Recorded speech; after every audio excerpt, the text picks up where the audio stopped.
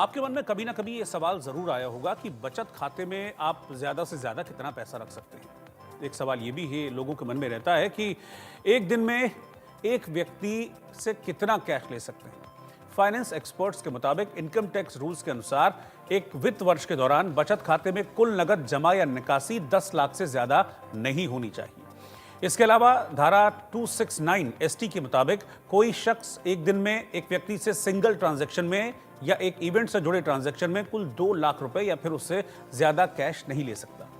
एक वित्त वर्ष यानी कि एक फाइनेंशियल ईयर में यानी 1 अप्रैल से 31 मार्च के बीच आपके सभी सेविंग्स अकाउंट में कुल 10 लाख रुपए से अधिक कैश डिपॉजिट होता है तो इनकम टैक्स डिपार्टमेंट को इसकी सूचना दी जानी चाहिए। बैंकों को ऐसे ट्रांजैक्शन का खुलासा करना होगा, भले ही वो कई अकाउंट्स में फैले हों। अब सवाल यह है कि अगर आपके बचत खाते में एक फाइनेंशियल ईयर में 10 लाख से ज्यादा कैश आता है तो उसका क्या होगा। इस सीमा से अधिक राशि को हाई वैल्यू ट्रांजैक्शन में कंसीडर किया जाता है। बैंक या वित्तीय संस्थाओं को इस बारे में आयकर अधिनियम 1962 की धारा 114 बी के तहत सूचित करना होता है। इसके अलावा एक दिन में 50,000 रुपए से अधिक राशि जमा करने के लिए आपको पैन नंबर देना होगा। अगर पैन आपके पास नहीं है तो आपको वैकल्पिक तौर पर फॉर्म 60/61 जमा करना होगा।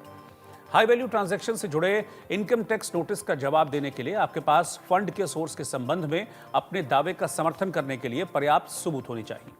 ये बैंक स्टेटमेंट, इन्वेस्टमेंट रिकॉर्ड और विरासत से जुड़े डॉक्यूमेंट्स हो सकते हैं।